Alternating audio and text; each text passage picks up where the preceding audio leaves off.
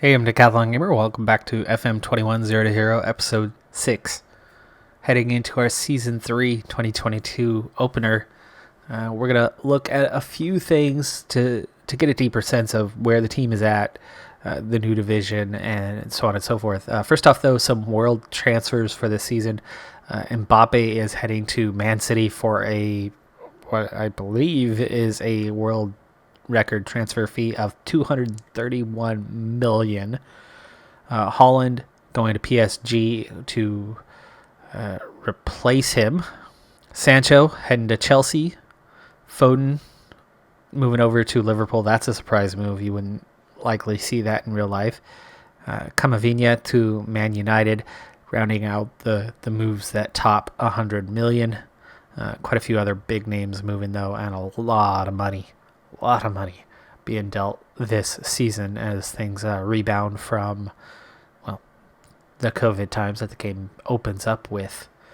Within our new division, surprised that Vauxhall is all the way down at the 9th tier. We got Newcastle Town here. Newcastle Town, I believe, is the one that I actually replaced last season for Youth Factory.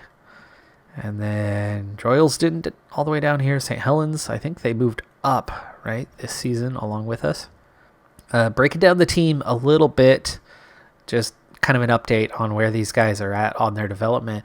Nobody's topped 100 yet, but McGregor is getting close at a 97. And that's going to make him really good for this division. But overall, he's still not that fantastic of a player. Just a quick breakdown. First touch is excellent with a 16. Also really good passing and technique. But beyond that, he's aggressive and he makes good decisions, fortunately. And his positioning is good. Decent midfielder, but he's got no pace whatsoever. Very, very slow player. He's got no future at a high level. He's just good for this level.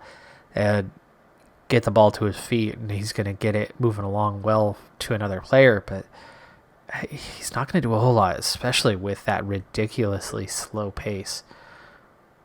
Lambert up to a 93. Lambert's looking pretty good. His pace isn't much to praise either. Good teammate, good technique, but yeah, as good as we're looking, we're really still not looking like much, right? Feel Skalnis might have tore it up in the 10th tier. He's still only a 79. So we've got a lot of room for growth still. The good news is a lot of these guys are training well. Really only Harry Jewell out of the first team squad players. Everybody else is developing. We still got a lot of guys in the low 40s, though. And that's just not good enough. I mean, that's your average 10th tier kind of player right there. Here's your average 9th tier kind of player right here. So, yeah, we have some strong players, but there's plenty of individuals at this level that are pretty good. And I'm not sure McGregor is necessarily the best player at this division. We just have a good collection of pretty solid players, the top 6 or 7. That make us a little bit better than those around us. I'm guessing we're going to be favorites again this season. Let's go ahead and push forward to where we can see that, and then we'll get into the opener. Despite mediocre ability, in reality, 8 of our 11 guys are picked as the Media Dream 11, and that gives the team 1 to 91 odds to win the league and gain promotion. Vauxhall, no surprise with the quality that they should possess as a recent 6th tier squad, just really in the last few seasons anyway.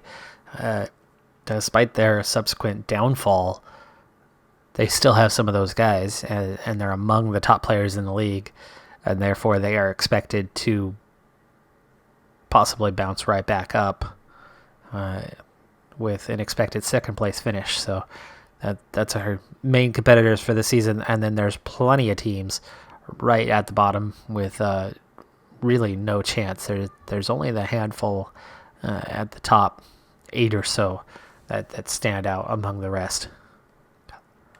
Let's go ahead and get into that season opener and see if we can live up to the expectations this season. Of course, staying healthy is going to be really important for that one.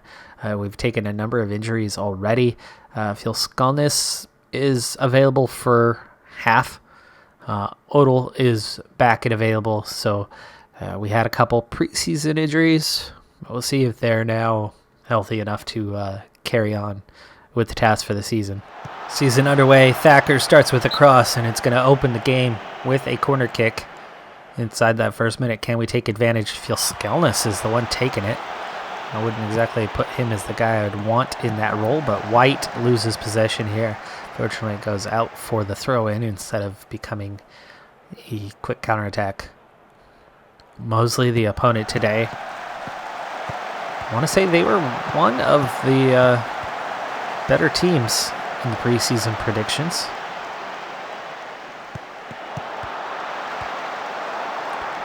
And they're going to get on the end of that one, but it's going to go wide for the goal kick.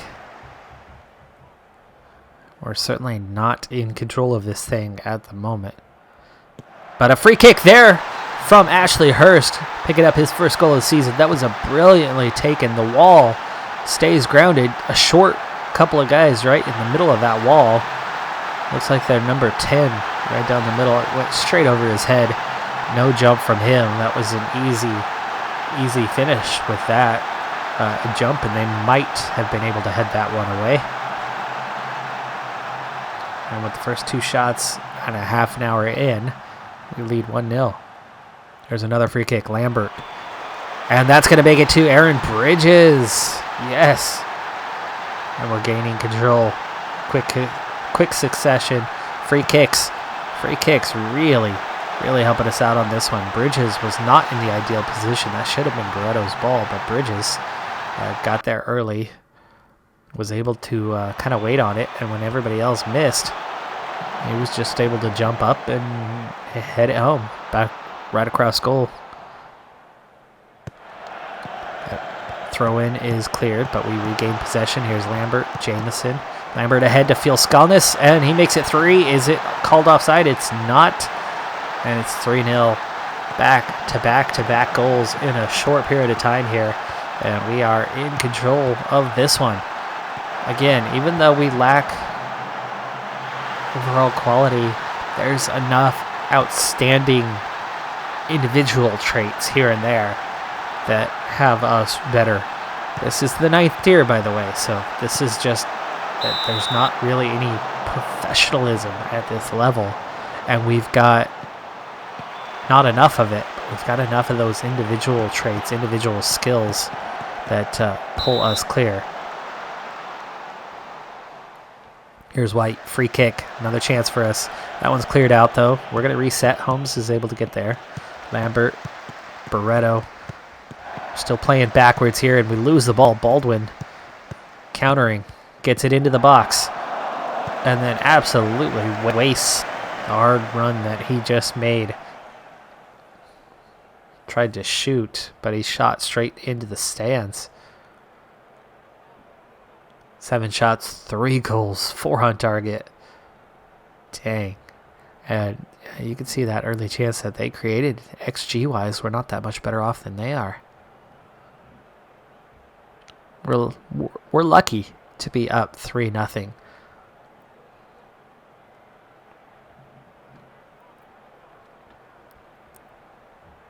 No changes. Let's keep it up. See if they can keep a little momentum into this one and not allow Mosley back into this game. That header goes straight to the opposition. McGregor clears this one out. We're going to get pressure on, but they're in position. Offside.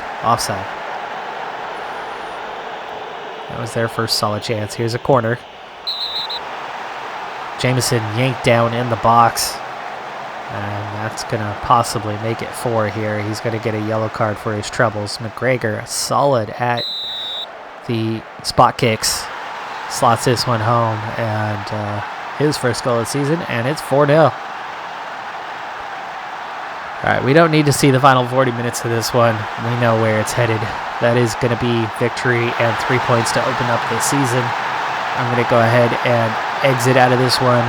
We'll push forward, and I'll see you back in about 6 weeks to see the results of our early efforts in this season. We open with a win. Can we maintain this momentum?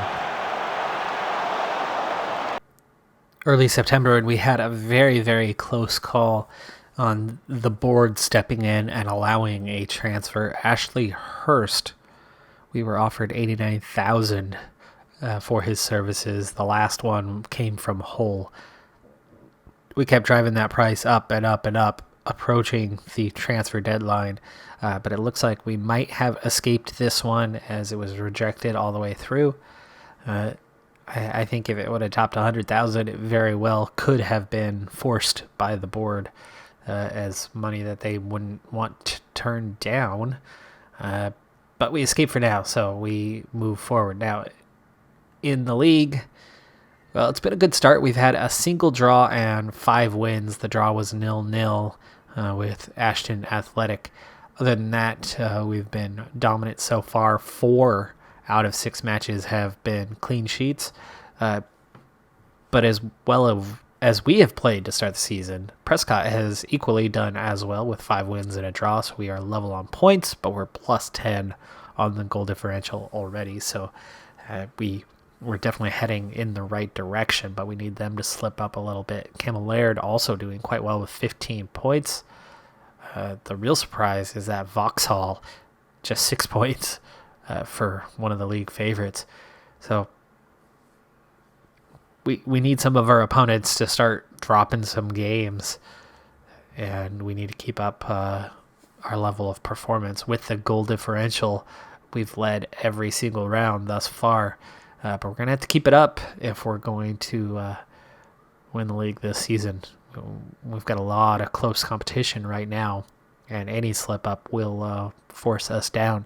Let's go ahead and push forward another 6 weeks with the roster secure for this season, or at least for now.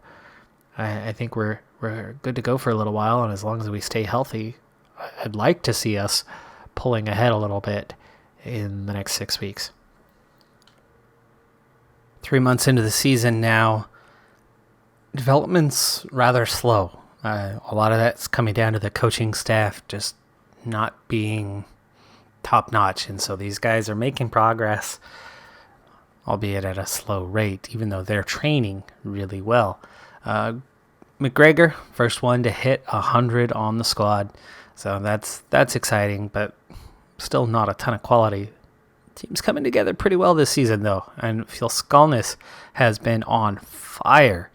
8.5 over the last 5 games for his form, training at a 9.95, making some progress. He's into the 80s now. 20 goals in 10 appearances. Only 1 assist for him, though. He distributed the ball a bit better last season than he has this season, but he is finishing so much better. Last I checked, he was an 8 on his finishing. Now it's an 11. Oh, sorry, it was a 10. It was a 10. It has improved, though. It's an 11 now from where it was. So he's finishing a little bit better, and passing is a 12. No wonder he was getting kind of as many assists as he was scores. I'd rather have him as a left winger than a striker, but I don't have another option just yet. I think he would be a huge upgrade from George White out there on that left wing, but until I have a proper striker, right now the only backup we have in any way is Sharples.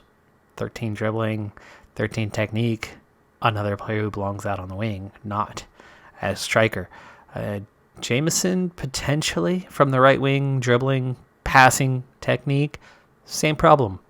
So hopefully with this intake, we do get a proper striker, and that could really help us get through this tier, the next tier, and maybe the one after, until teams really start bidding high enough to force the board into accepting us to lose some guys. But trading performance has been good. A lot of players making progress, albeit at a fairly slow rate. But the big thing is how we do in the league, obviously, so we can make our way up. And with 9 wins and 2 draws, we won out during this period of time. We now have 29 points on a plus 29 goal differential. Camel Laird has moved up into second place. Prescott has fallen off the pace a little bit, and we're not pulling away, but we're finally a little bit clear. You could definitely see the top 8 teams, just as preseason kind of predicted, top 8 teams pulling away a little bit. There's a couple in the in-betweens, but you see a real drop-off. Vauxhall somehow still all the way down to 15th. Not only have we made progress at the senior level, but at the U18s as well. Last season, the U18s was last in the league. And then we had that youth intake. Had a few guys ended up on the senior squad, but then all of a sudden we finally had a U18 squad. It wasn't a great U18 squad, but it was much improved. They had a few wins, they had a few draws towards the end of the season. They still finished in last. This season, though, they've spent most of the season mid-table, but we're starting to see a little more development, a little more consistency. They've grabbed a few more wins. They just beat Burton under 18s, and suddenly they have jumped about 10 teams of late and find themselves, they're still 5 points below Preston, but they find themselves, at least currently, in second place. I don't think they'll really hang on to that. I think form has been good and they've picked that up.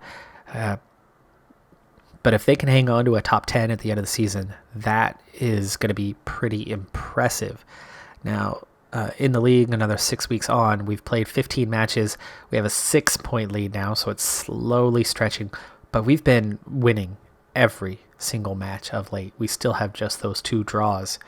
Also, we have a game in hand on Camel Laird, so we've pulled away just a little bit further, and then behind them it is clogged for third place. We have 5 teams tied on 30 points, only goal differential separating them.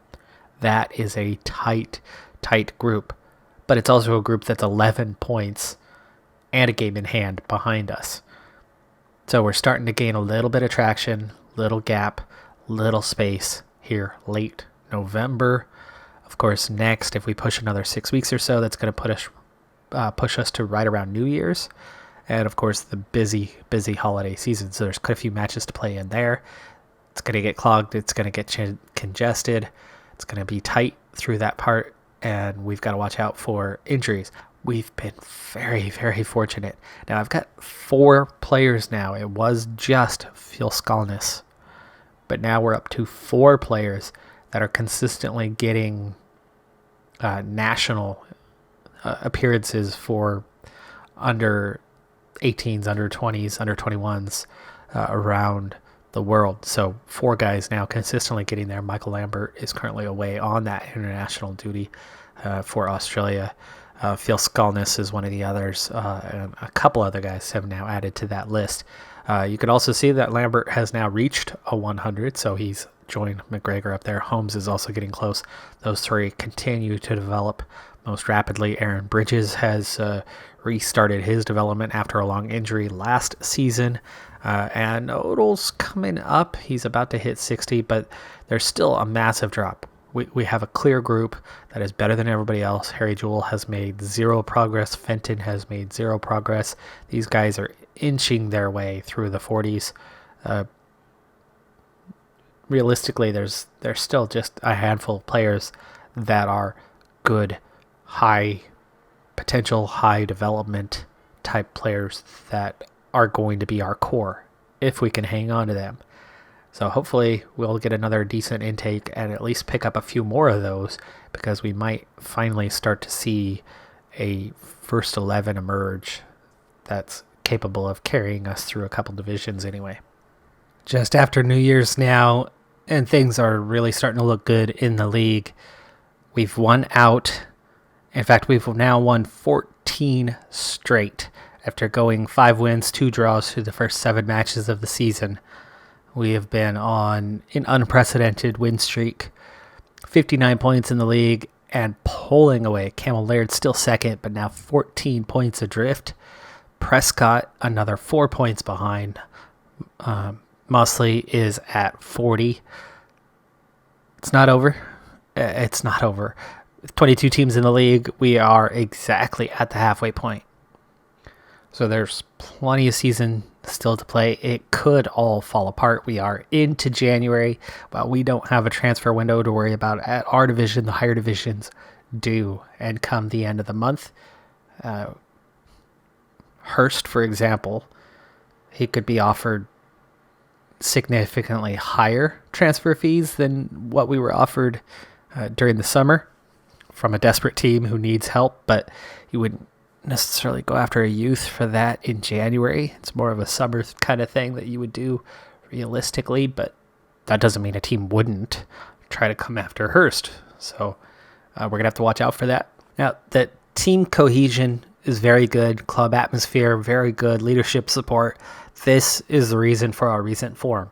We've got a decent number of players that have quality that's somehow better than those around them. They're not balanced. They're not complete players, but they have a few excellent skills that are better than everybody else in the division.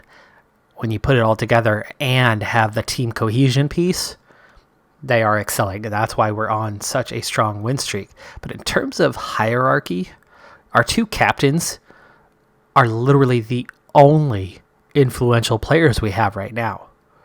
Everybody else is still in other players. A lot of that's down to youth. But a lot of that's down to the fact that there just isn't a group of team leaders. So without the hierarchy, there's nobody to kind of lift others up. There's multiple reasons for that. Their youth is the biggest. But beyond that, there are other factors. Now, also one of the reasons why only a handful of players are developing rapidly and others are stagnating, well, because we're just not handling certain things that we could be handling in the right way. And the first one we're going to address now is we're going to get into mentoring.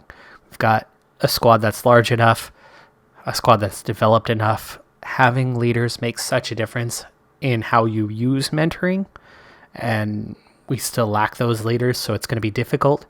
But there's a way to do it safely at this level, at least in careful ways originally. I'm going to go ahead and work on this, and I'll cut back to it in a moment with a completed product. Personalities all over the place on this team right now, at least at the senior squad. I will also do this down at the U18s level when I get a chance, maybe on our next break. But at the top, this first group, okay, Bridges, Holmes, Kerr, Lambert, all professional players. And then I put one unambitious player with them, hoping that the unambitious player will be influenced by all the others. At least that's the hope.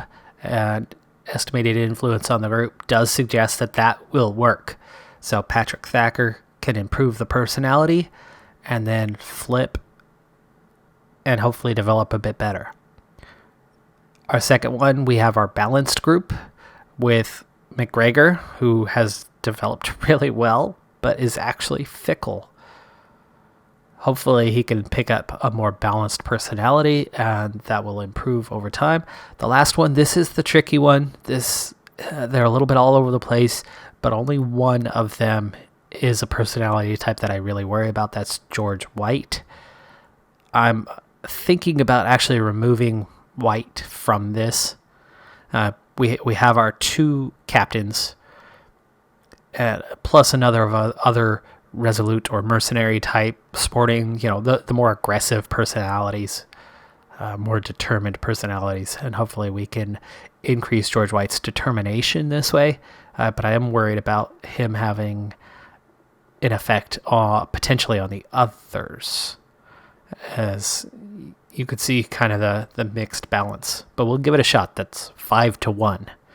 Odds are hopefully in the favor of improving his personality. As we're just 2 months away from the intake, I'm going to go ahead and go forward just a month this time, add 4 weeks on, and that'll put us within range of where that youth intake is. And we'll wrap up this episode with one more view 4 weeks ahead. Now just a month and a half away from our third youth intake, the league is looking quite comfortable. The win streak did come to an end, though, finally. We lost to Vauxhall, of all teams, the team that was supposed to be second best. They won 3-1 as we were on the road there. We still have a goal differential of plus 50, 68 points overall, so things are looking quite good in the league with about 17 matches left to go. So lots and lots of seasons still ahead of us, but we escaped January without getting the extreme offer. We did get offers into the 30,000 range for a couple of players, but nothing worrying the board. And so we hang on to the complete team, and that means as long as we stay healthy, or relatively healthy, we should do well and win the league comfortably this season. We are starting to see our first little bit of progress, actually, when it comes to the mentoring, as George White, still low determination overall, but he did make a couple of moves in the right direction on his personality, kind of the inner workings of it, as we got some feedback on that here recently. So far so good with that project. That is going to do it for this episode, though. I'm Decathlon Gamer. Thanks for tuning in. Be sure to hit that like button, and I'll see you next time as we open with our next youth intake. And we'll see if we can get some better players this time, because first season was great. Second season, not so good. We'll see what it is this time. Have a good one. Be safe out there, and bye for now.